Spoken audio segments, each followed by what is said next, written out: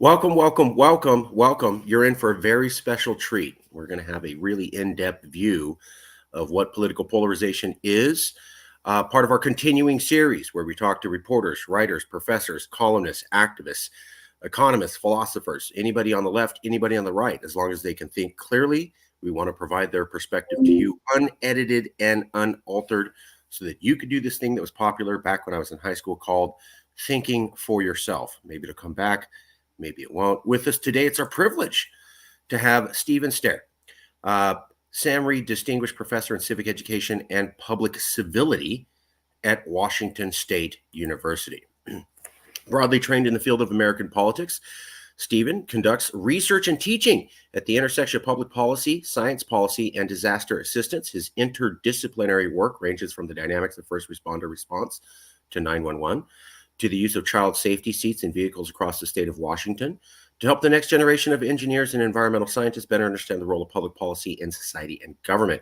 He served as founding director of the Thomas S. Foley Institute for Public Policy and Public Service, long-standing center dedicated to engaging students in public service and supporting academic research. And he has twice served as the PPPA director. In 2016, he was honored with the College of Arts and Sciences Excellent in Graduate Advising and Mentoring Award. The professor has mentored more than 65 graduate students, encouraging them to pursue challenging opportunities. He has lectured at universities from Berkeley, right on, to Kabul, very impressive, and Pullman, and developed unique courses such as Politics, Justice, and Film, the American Presidency, and a capstone course in Politics of Natural Resources and Environmental Policy. Alternative facts, fake news, post-truth. These phrases have flooded the American conversation over the past several years. But how bad is it really? And what can we as a society and individuals do to be better informed? WSU Professor Stephen Stehr investigates the roots and consequences of the erosion of truth with a focus on politics and science, from the rise of conspiracy theories to echo chambers of social media. He leads a conversation that asks, to what extent are we living in a post-truth world? Have both parties used deception to their advantage? How does the use of knowledge and facts vary in different policy debates? Taking us through real-world examples of conspiracy theories, junk science, and fake news, he shows audiences how to find facts in a world of disinformation. This is the PowerPoint the professor had done. It's on YouTube. You can find it, All the Rage, How American Politics Boiled Over. There's the title. With the professor, Dr. Stephen Stehr, All the Rage, How American Politics Boiled Over. And it's a presentation of this PowerPoint that we're going to cover that he was a part of a team. But before we get into that, let's check in and see how well we did. Professor, did I say anything wrong? Well, the bio is a little bit outdated. The focus of my research over the last 5 years has been on civility in state legislatures. And so I don't do as much disaster research any longer, but the focus really has been on why different states have different levels of civility in their state legislature. And we're still trying to explore, what variables, what factors account for the fact that, adjoining states, Washington has a very civil legislature, Oregon has a very uncivil legislature. Same with North Carolina and South Carolina. North Carolina is very uncivil. South Carolina is very civil, even though they're both red states, similar geographic, factors. And so we're still exploring what it is that accounts for the differences between state legislatures when it comes to civility. I want to get into the PowerPoint, but I got to ask, just out of curiosity, is there evidence that there's been a rise in incivility in state legislatures since the time of Trump or something like that? Yes, there has been for sure. Okay. Our data is based on a survey of lobbyists in states, and lobbyists tend to be former legislators. And we've surveyed them. We're surveying them for a second time now, and they all, in many states, agree that things have gotten a lot worse. Since Trump, or was this going on before Trump? There's a lot of things that are causing it. Donald Trump is more of a symptom of a larger set of issues. If you want to draw a straight line, you probably need to go back to Newt Gingrich in the mid 90s when he took over as Speaker of the House of Representatives.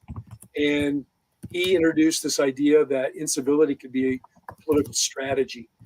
And as our politics have nationalized, state legislatures have become more like the US Congress in some respects. As politics has nationalized, are the state legislators look to or begin to resemble the national legislature? Is that fair? In many respects, in some states, that's true. In fact, what we're working on right now is exploring this nationalization thesis. And what we're looking at is the legislative sorting by district. What we found looking at the U.S. House of Representatives, Democrats overwhelmingly represent districts that are higher educated on average and have larger shares of people of color. Republicans overwhelmingly in the U.S. Congress represent districts with lower levels of education, lower than average, and larger percentages of whites. And we're trying to see at the state level if that kind of sorting has gone out in legislative districts at the state level.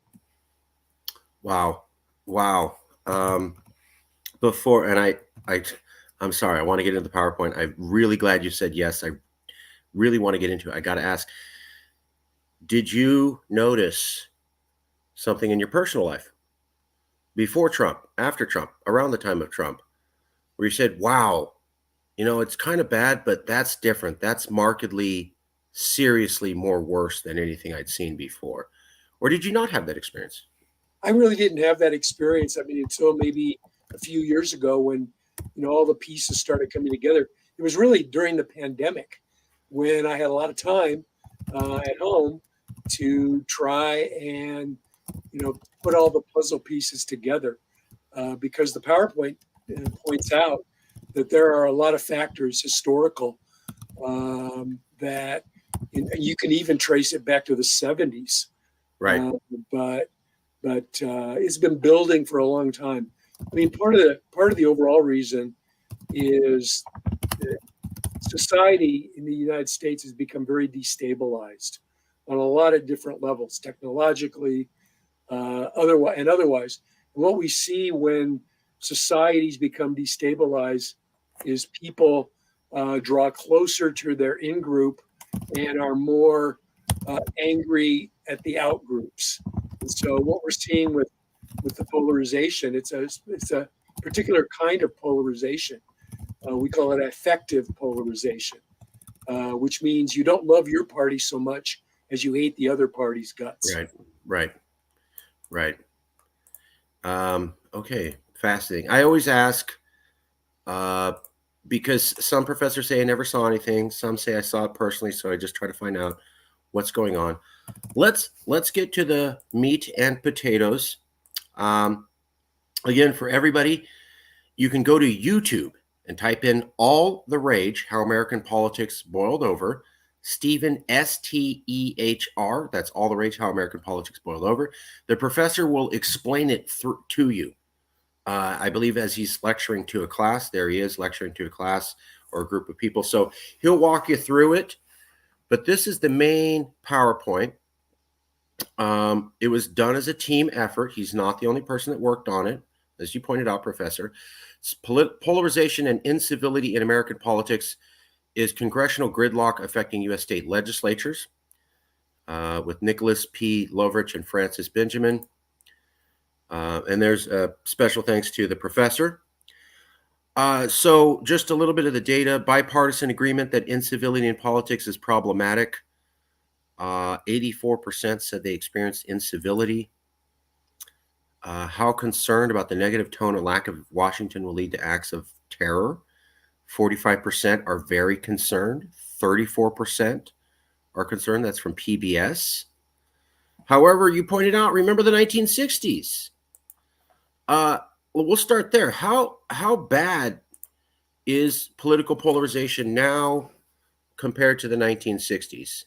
I've heard people say, the 1960s were way more violent. We don't have anything to worry about now. I don't know if that's true.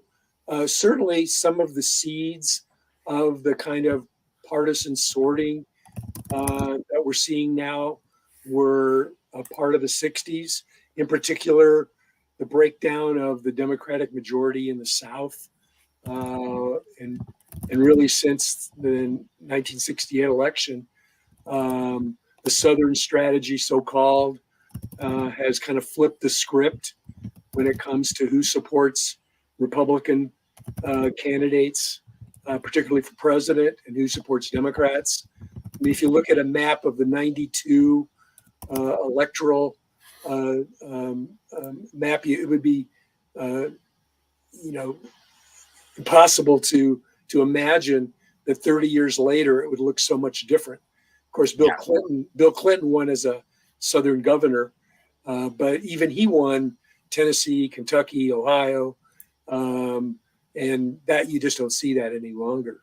And so I think, again, some of the seeds were planted then, but I think a lot of other things had to come together to get us to where we're at now. We'll get to that. Real quick question.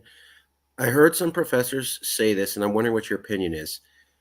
Yes, the 1960s were more violent. I see you're saying maybe not, but their story would go something like, yeah, the 1960s were more violent, but people had common faith in institutions. That's right. And now they don't. So we didn't have people doubting elections and doubting the Supreme Court then as we do now. I completely agree. Okay. That's one of the factors that's destabilized society, is the decline in trust, not just in government, but all institutions have seen a decline in trust, including scientists and the medical community. And so all of this is very consistent. Actually, and I've talked to historians about this, this is a very consistent pattern that we saw in the United States during the Gilded Age in the late 19th century. As you can see from that Ages of Discord. I'm going to blow that up real quick. Yeah. Can you see that good? Yeah. Mm-hmm. What is this chart, Professor? It's from the book Ages of Discord by Peter Turchin. He charts not just the United States, but societies, the ebb and flow of their stress. He calls it the political stress index. And so you can see the red line, and he's updated this since this book came out, with the red line going up even higher. You can see the dip, during the Great Depression and during the World War II, when we kind of came together. And then we see the beginning of the stress index going up in the early 1980s. And so what he does is he creates an index of maybe 20 factors, all of them contributing to stressful aspects of society. And he's done this with the Roman Empire. He's done it with other countries as well. I thought I'd seen this. So the rise and fall of empires. Basically, there's a bell curve. Things go up and then they come down. He has another book that just came out. Yeah. And that's basically it, is that you have these good times, you have these bad times. And there's the stress index updated. Right. Level of political stress in the U.S., 1960 to 2010. Looks like you said, there was a little bit of an increase in the 1980s, popped off at a certain degree higher in 1990, another degree higher in 2000, and then another degree higher in 2005. There's an updated version of this in the All the Rage PowerPoint, because he updated it within the last 2 years or so, and so he's updated this chart to even show more increase in stress. Wow. And he has updated the chart to show more increase in stress. Yeah, he actually compares us to the Civil War, the run-up to the Civil War period in the 1860s. And the slope of the line is identical.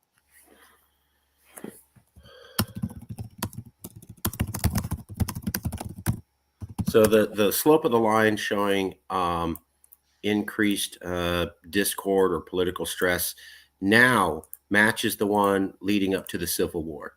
Exactly. Wow. So when people compare now to the Civil War, it's not wildly off kilter and off base. I understand we're nowhere near there yet, but there's some evidence like this that goes, that's not good. Well, yeah, the same level of stress is there. I think the Civil War component. Well, if we may be in the middle of a civil war right now and not even know it, but it's not going to look like two armies squaring off. It's going to be more insurgents and more things like the attack on the Capitol in the aftermath of the election, Right. things like that. It's not going to be two warring armies like it was. Let's see if I could just do this. So central stress-inducing factors in contemporary politics, political polarization, declining trust in public institutions, declining economic well-being, all likely contributing to an increase in contemporary public incivility. Increasing polarization amongst the political elites. Yes. Professor, what does this chart mean? That chart shows the level of polarization in Congress, and I can't see the dates, but it looks like the index goes back to the 1880s.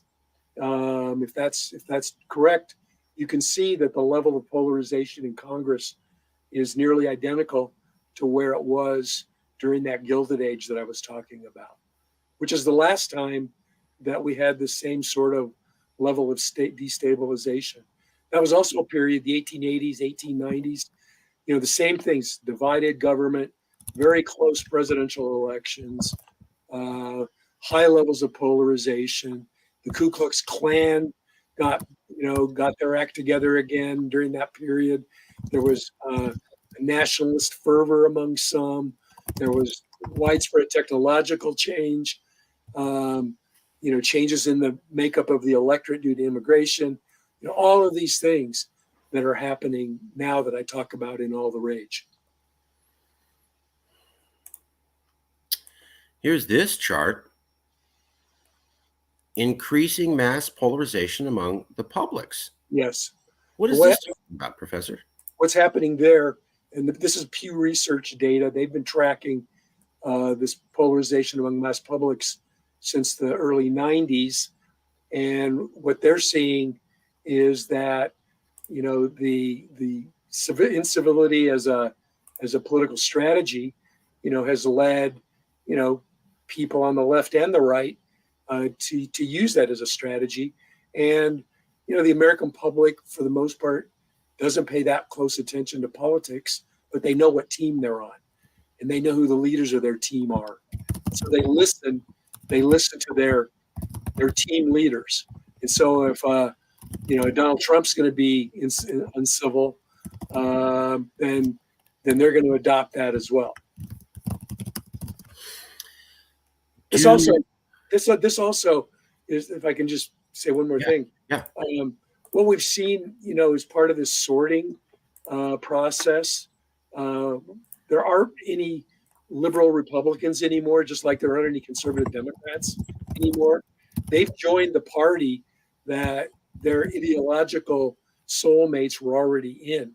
And so this is not people, changing their ideology necessarily, although there's some, but it's really people joining the team that they should have been on the whole time. It's not people changing their ideology. No. It's people. There's very little evidence that widespread ideological change has taken place. It's people sorting into the party that they belong to. Like I said, conservative Democrats are now Republicans. I mean, Newt Gingrich won an overwhelmingly, going back to him, he won a suburban Republican district outside of Atlanta, and he was the first Republican to represent that district before the Civil War in the 1860s. And that took place all over the South, where you couldn't get elected dog catcher if you were a Republican. Right. and because Lincoln freed the slaves, right? Right. And so those people are now all Democrat, they're all in the Republican Party, just like the Northern Republicans no longer exist in the Democratic Party for the most part. Fascinating, because that we have seen a lot of sorting, the big sort. There's a lot of talk on sort, Right. but it was left an open conclusion on, is it people changing their ideology or is it people moving to new areas? And I like you seeming to inform it that there's not much evidence there's been large scale ideological change. What it seems like is people are, and I love the way you put it, joining the team they always should have been on. Right.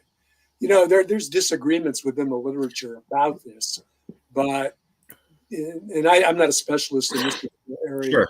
but the people that I think make the more compelling argument are making the argument that people like Morris Fiorina, who argues that people are just joining, they're sorting themselves into their like-minded teams.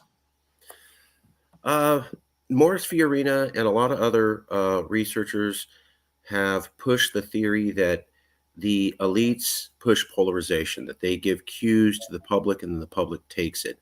And one of the best examples, maybe not exactly pushed by them, but goes in this theory, is Donald Trump. Donald Trump said racist things. He attacked public institutions, and that gave cues to people to do that. One of the corollaries, though, I've heard is that I'm in California. We heard left and right. Donald Trump invented racism. He invented shutting down the government. And then I found out that's not true. There was this group called the Tea Party, and they came before Trump. And they introduced something called the birther conspiracy, that Obama wasn't really a real American.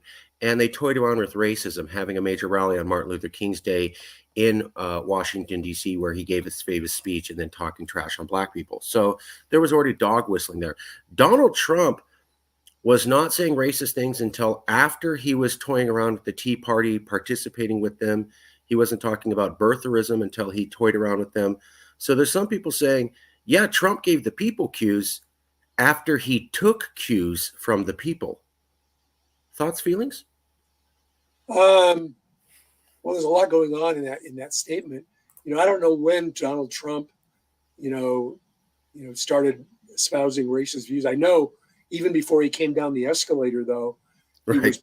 he was pushing the birtherism issue, and so that's kind of complicated. But there's always been a latent, frankly, racist, part of our past that he tapped into. And again, it's a complicated issue, and I'm not, the person to talk about it. But I'll just leave it at that. Fair enough. 1 second. Trump and Tea Party. Okay, could you tell me about this newspaper clipping? Trying to remember.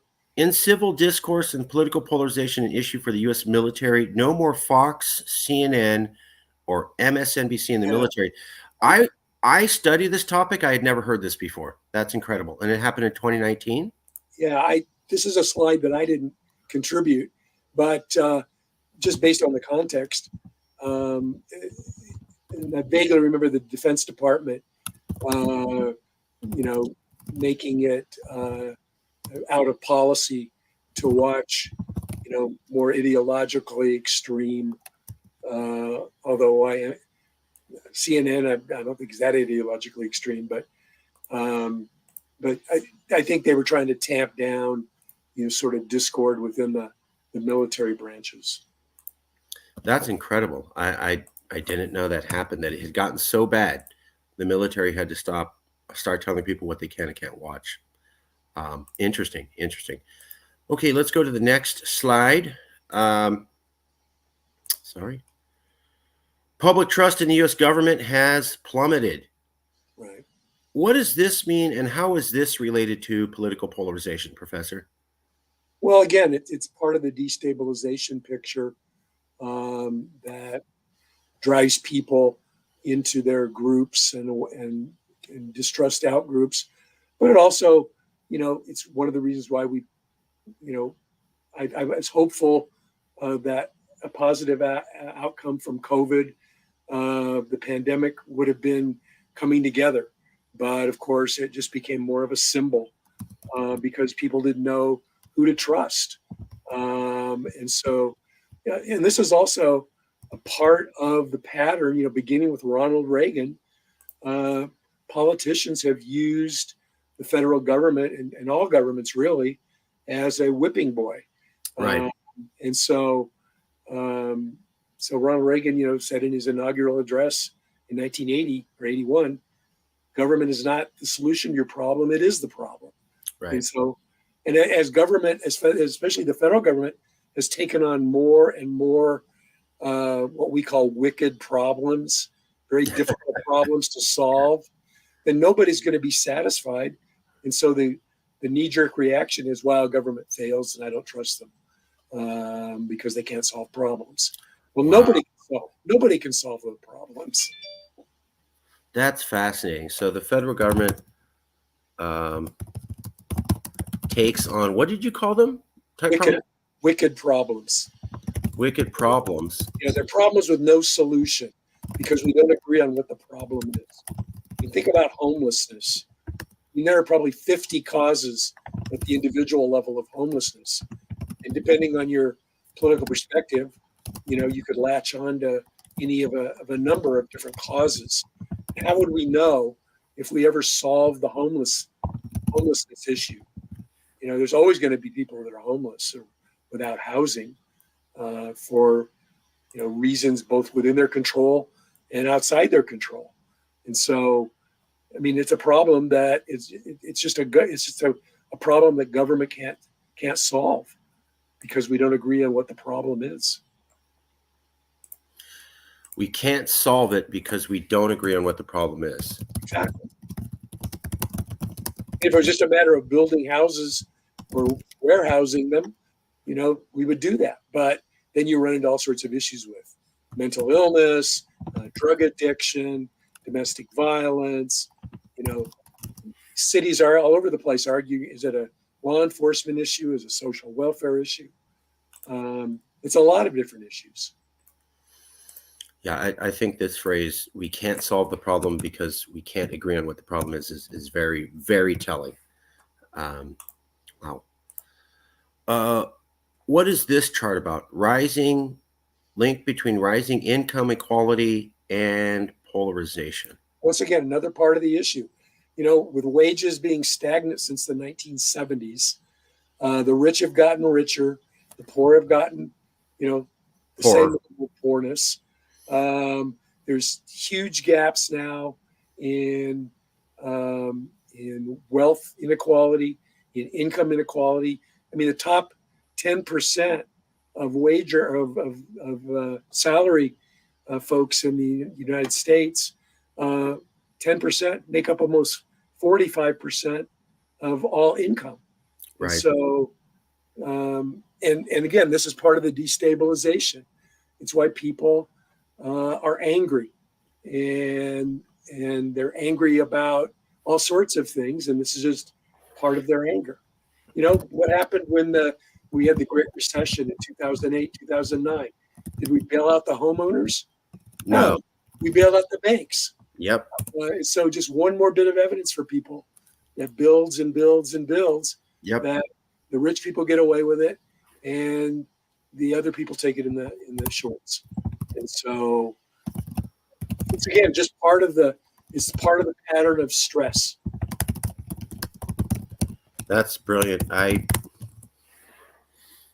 thought about that, because we had the 2008 recession. People lost a lot of their wealth, a lot of their homes. Banks got bailed out. We didn't get bailed out. And you go forward to COVID-19.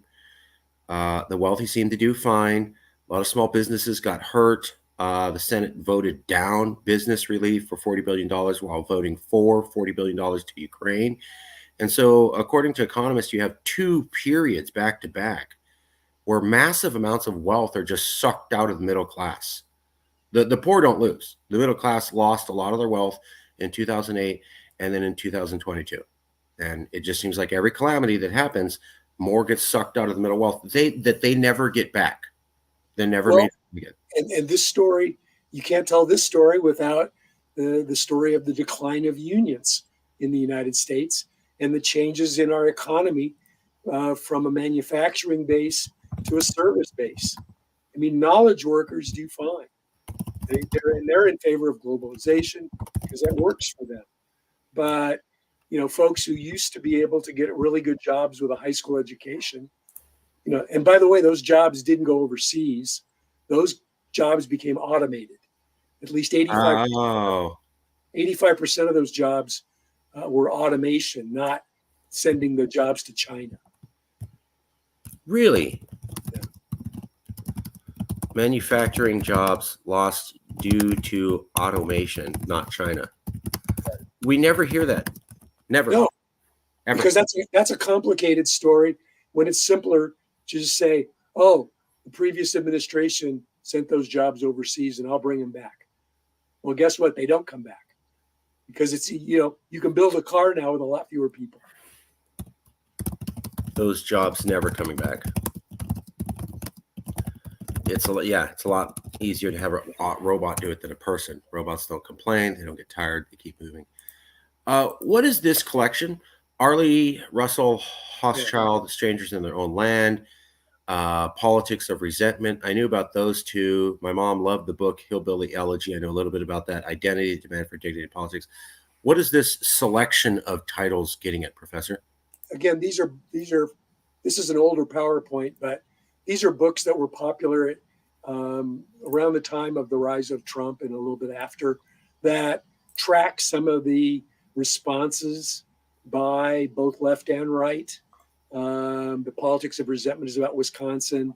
Strangers in Their Own Land is about Louisiana, which are kind of, at least Wisconsin is more or less a swing state. And then Hillbilly Eulogy, of course, about Appalachia. And Identity Politics is more about the leftward, the more progressive reasons for why they're angry over justice issues, racial justice issues. And so these are just a collection of books that interested people could go to and read more about boots on the ground, really, how this is impacting people. Yeah, I had heard a lot about Strangers in Their Own Land and Politics of Resentment. Academics seem to be very impressed with the professors who went out into the field and just documented how people felt directly. Yeah. After 2016 election, angry reactions overtook love reactions from the Facebook audience. What does this mean, Professor? Well, it just means that people who were on Facebook were more likely to use the hate emoji than the love emoji. And so we put this in mostly as sort of a lighthearted look at the rise of anger. Because this, not everybody on Facebook is reacting to political types of things. Okay. It's a kind of a whimsical way to show the increase in the anger level in the U.S. So somewhere after July 4th of the first year of the Trump presidency, people get really mad. It looks like, and they're probably not mad about the same thing, though. Fair enough. National Survey of State Legislative Lobbyists. Yeah, this is that lobbyist survey that I was telling you about. I don't want to go into a whole lot of detail about it, but we published a book called. I've got to look at the title.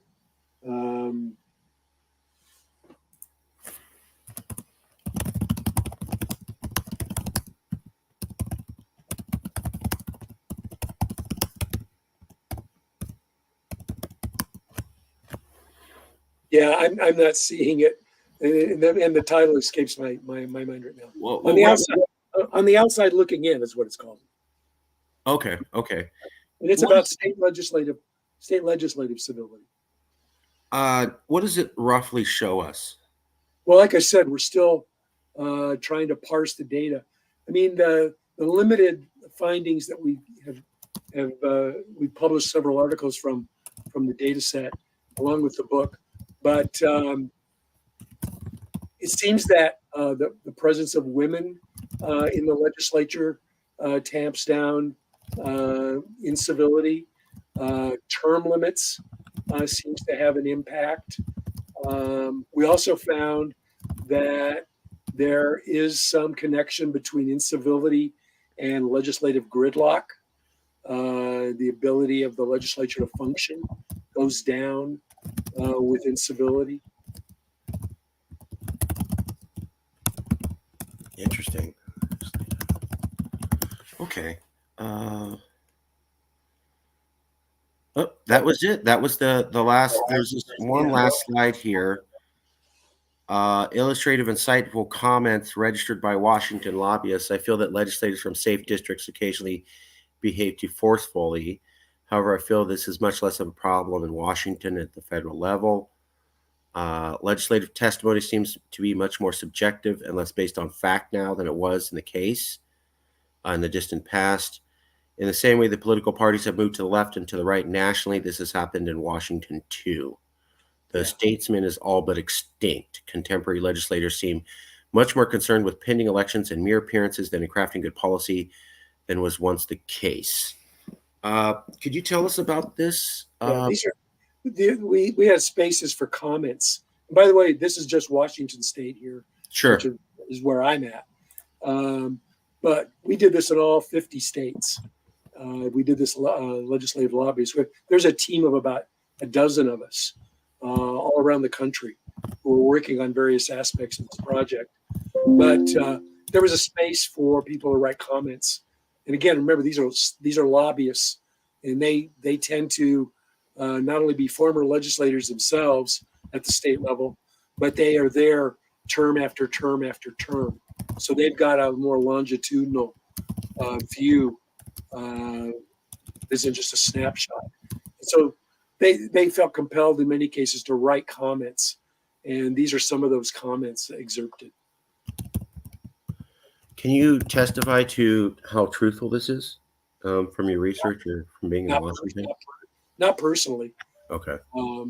What we've done is we've created an index based on the survey results, not their comments, but the numerical survey results to create a civility index that arrays the state from least civil to most civil.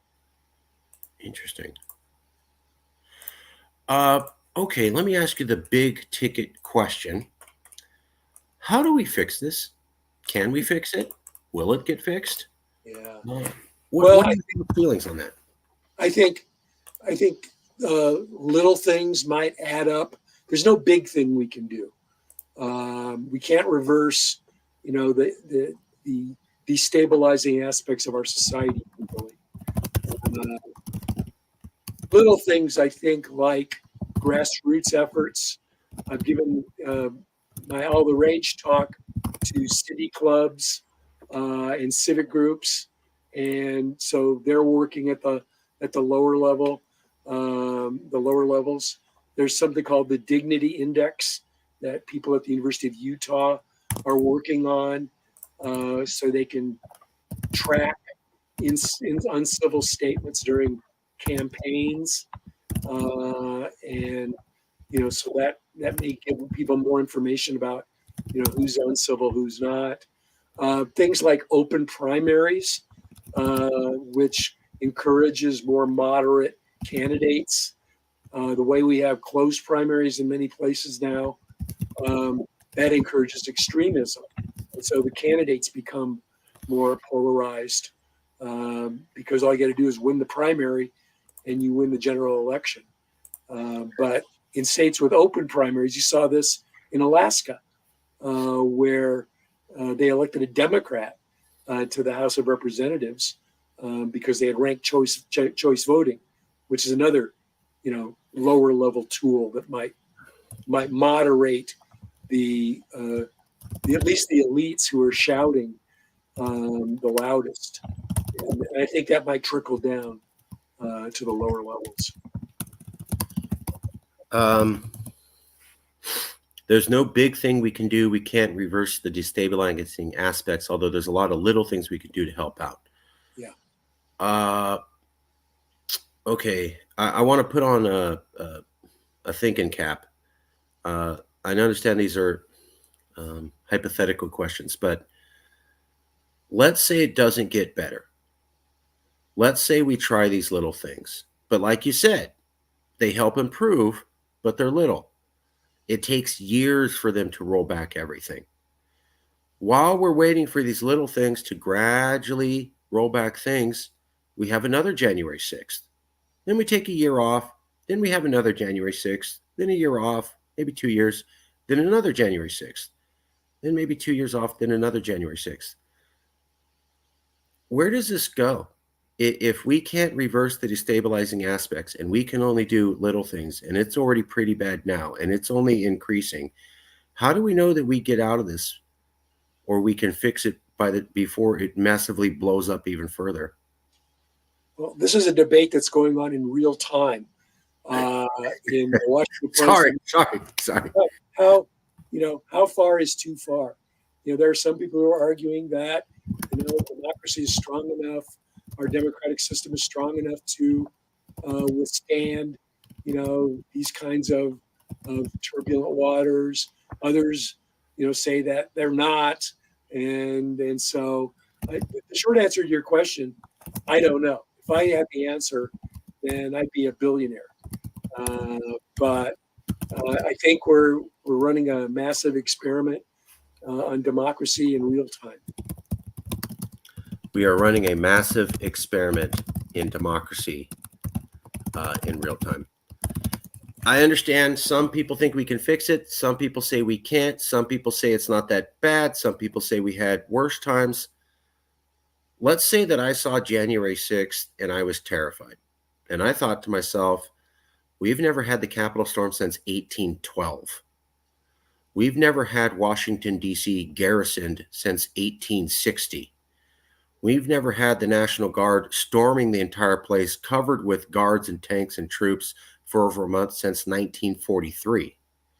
We're having to go back half a century, 2 centuries to get to a time where we've experienced this level of incivility. Would someone be wrong or crazy for thinking, wow, that's really bad? Are you kidding me? What do you mean we're not going down the drain? I mean, the Capitol was stormed. What are we talking about here? Things are bad. This is really, really, really bad. What would you say to that person? Calm down. It's cool. We can get through this, or I don't know, or I'd say, I don't know. You're right. It is bad.